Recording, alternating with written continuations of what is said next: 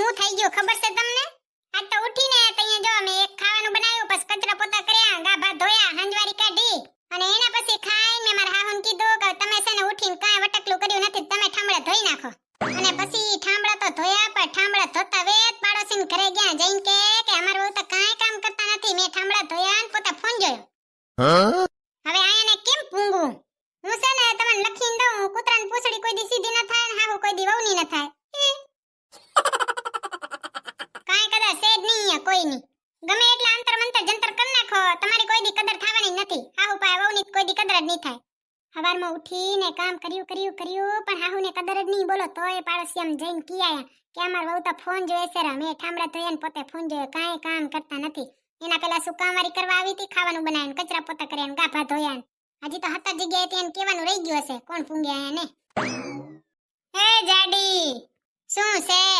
ભૂતડી તો ખાવાનું તો સારું બનાવે હો. હા સારું જ બનાવું ને, મારી મમ્મીએ શીખડાયું છે. તું ઘરે હોય ને તે ઘરે અરીસા જેવું ચમકતું હોય.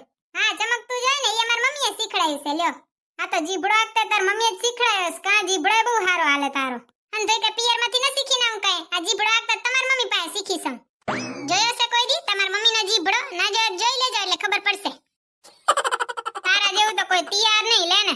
હા ભૂતળા તમને ખબર છે કાલુ શાકવારી પાસે છે ને શાક બકાલું લેવા ગઈ ને તે શાક કેટલું મોંઘું ખબર છે? હે એવું મોંઘું હતું? તો નહીં તો એટલું મોંઘું, પણ હું ચકાઈ ઓછી ની હતી, મેં સસ્તું કરાવીને લીધું. 150 કિલો કીધો તો અને હું 150 કિલો લઈ આવી. શું ને બાકી હોશિયાર. તને કોઈ ન પૂંગે વાલી. તારા જેવો પીસ તો આખી દુનિયામાં જાય નહીં હોય ભૂતડી. ના જોઈ ને વન પીસ છે, ઓન્લી વન પીસ. તમારે આજ કઈ કામ નથી લાગતો, ખાઈ પીને આટા મારો છો. આટા નથી મારતો, તારા જેવા હોશિયાર પાસે બેહી તો હોશિયાર થાય ને. હા એમાં કઈ ખોટ નહીં હો. 150 કિલો હોય તો પછી અમે 150 કિલો લઈ આવી ને મગજવારી. તમે નવરાવો તો હાલો ને માર માવતરને ઘરે જઈ. શું કામ છે તારે? જઈએ જોઈ તઈ હાલો માવતરને ઘરે, હાલો માવતરને ઘરે. કેટલાય દી થયા હમણાં કોઈની આંખી પાસી કરી નથી. તમારી આંખી પાસી કરવા જ આવી છે હવે. આ બાયાને બીજું કઈ કામ છે જ નહીં, આંખી પાસી રે કરે જ ઘરે બેઠા બેઠા. કોઈની આંખી પાસી કરે નહીં મને લાગે નીંદર નહીં આવતી હોય. આ બાયાને કોઈ ન પૂંગે. એક દી આ દુનિયામાં છે ને હમ ધોઈ ખૂટી જાય, પણ આ બાયાને એકબીજાની આંખી પાસી કરવાનું કોઈ દી ખૂટશે જ નહીં. શું છે હવે ડોરા આંખા પાસા કરીને હું આમ જુઓ હો? સાના મને હાલે જતા આમ હાલે જાવ ને, નકા હમણાં થોબડું રંગાઈ જાય તમારું. ગાળા ચાવીને થાકી જાવ પણ કોઈ દી લઈને ન જાય. આ બાયાની જગ્યાએ છે ને છોકરાઓને હારે મૂકે જેવા હતા, ખબર પડે ત્યાંની તો કેવી જિંદગી હતી. જરીક વિચારો તો. વાહમી છે આ પરજા, કોઈ ન પૂંગે બાપા. એમાંય આપણે છે ને ઘરવાળાને તો કેમે ન પૂંગી. એને તો છે ને કઈ કીધા જેવું નથી, પણ શું કરે ચામડાની જીભ છે ઉઠલી જાય. લ્યો લે જરીક પાડોશીમાં ડોખ ઉતાણી આવો ને જોઈ આવો ને મારા હાહુ હું વગોણે કરતા તમારા. પાછા વગોણે કરીને આવે ને તઈ તો એવા ભોરા બને કે વાત ન પૂછો. પેલા વગોણા કરે ને પછી ભોરા બને. હરે કૃષ્ણ હરે રામ હરે કૃષ્ણ કૃષ્ણ કૃષ્ણ. સવારમાં ઉઠીને આઘી પાછી કરશે ને પછી કહેશે હરે કૃષ્ણ હરે રામ.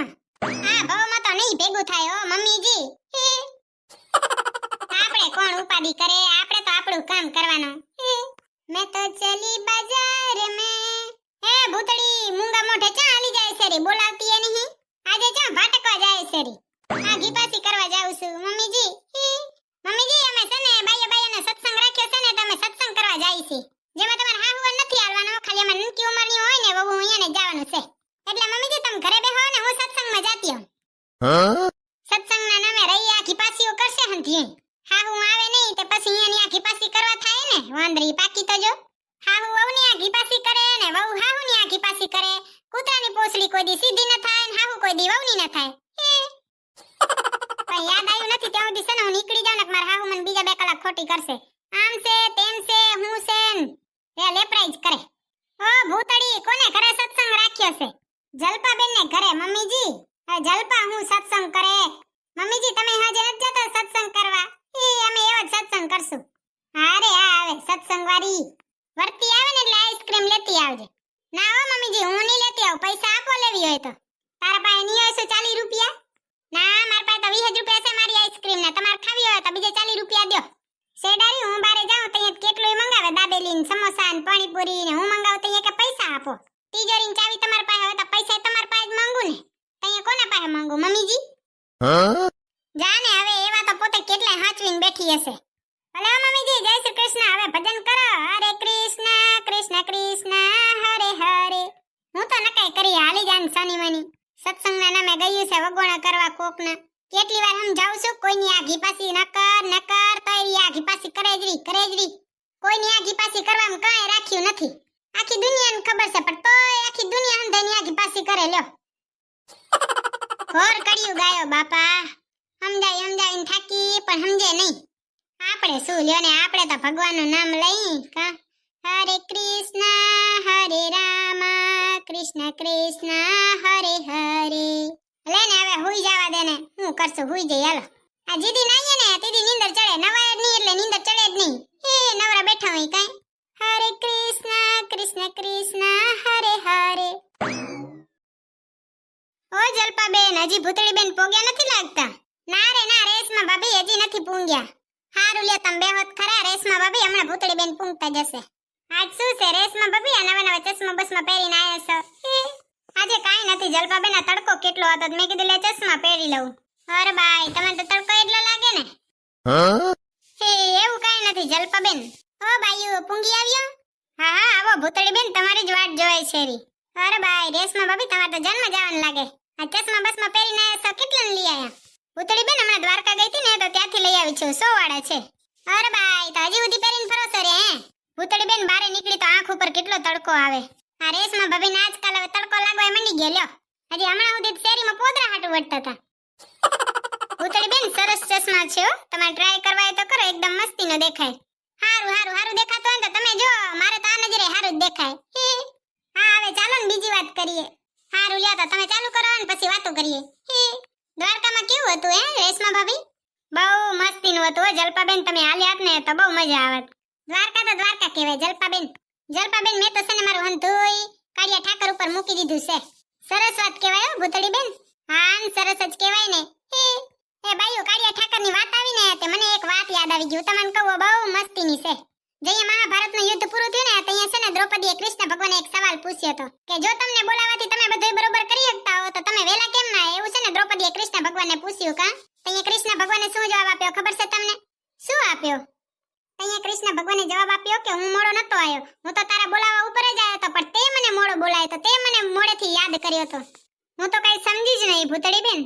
એટલે એમ કે જ્યારે છે ને દ્રૌપદીનું ચીરહરણ થવાનું હતું ને ત્યાં દ્રૌપદી છે ને એક હાથે હાડી પકડી અને એક હાથે છે ને 5 પાંડવોને ને ધૃતરાષ્ટ્રને ને ભીષ્મ પિતામહને ને ગુરુ દ્રોણને ને બધાયને છે ને વિનંતી કરતી હતી.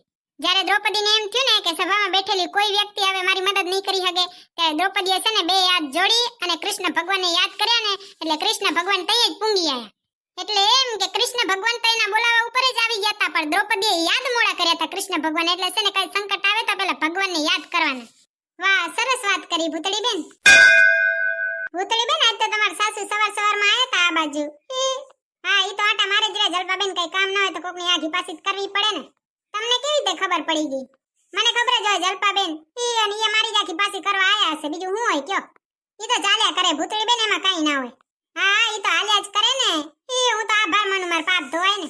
અત્યારે મને મારા હાહુ કે કઈ પાસે જાય છે, મેં કીધું સત્સંગ કરવા, એટલે અહીંયા આવીને મેં એક સત્સંગ કરી લીધો અને પછી આખી પાછી કરી લીધી. એટલે હું ખોટી એને કહેવાનું, સાચી એને કહેવાનું. તમે તો જબરા હો ભૂતળીબેન. આ દુનિયામાં અત્યારે જબરું જ બનવાનું છે જલપાબેન, નકર વેચીને ખાઈ જાય એમ છે આ દુનિયા. સાચી વાત છે તમારી. હે રેશમા ભાભી, આ ફેશનનો પીપુડા થઈને કારા ડાબલા પહેરીને આવ્યા છો, હંધોઈ બરોબર દેખાય છે કે નહીં? ના ના ભૂતળીબેન, એકદમ બરોબર દેખાય છે, તમે પણ ટ્રાય કરી લ્યો. રેશમા ભાભી, તમારી ઉંમર થઈ ગઈ પણ તમારી આ ફેશનની પીપુડાઈ ગઈ નહીં. તમારું નામ તો રેશમા ભાભીની ફેશનની પીપુડી રાખ્યા જેવું હતું. ઉંમર ગઈ પણ ફેશન ન ગઈ.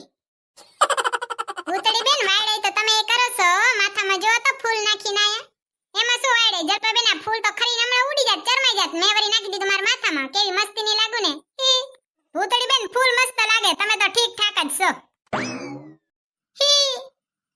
જલપાબેન ગાંડા થઈ ગયા લાગો, રહી રહીને દતોડા કાઢો. જાણે બકરી બોલી. જલપાબેન તો બકરી જેવા જ છે ભૂતળીબેન. તમારો અવાજ બકરી જેવો જ છે હો રેશમા ભાભી.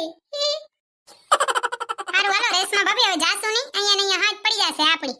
પાછા એમાં માર હાવ તને મારશે, હાથ પડી જાય તો હાલો હાલતા થઈ બે. હા ચાલો ચાલો ભૂતળીબેન, મને પણ ભૂખ લાગી છે. ભલે હો જલપાબેન, જય શ્રી કૃષ્ણ. બસ જાવું જ છે? હા હવે પૂંગી તાના દેશે મને. હજી રોકાવું તો ને હાથ પડી ગઈ.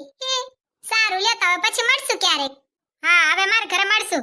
હારું લ્યો રેશમા ભાભીને ઘરે જાશું. જલપાબેન નવો નવો નાસ્તો ખાઈ આવશું. જે નાસ્તો ખાઈને રેશમા ભાભી જાડા થશે ને એ નાસ્તો આપણે ખાઈને જાડા થાશું. સાચી વાત તમારી ભૂતળી બેન. હાલવા મંડો હાલો રેશમા ભાભી.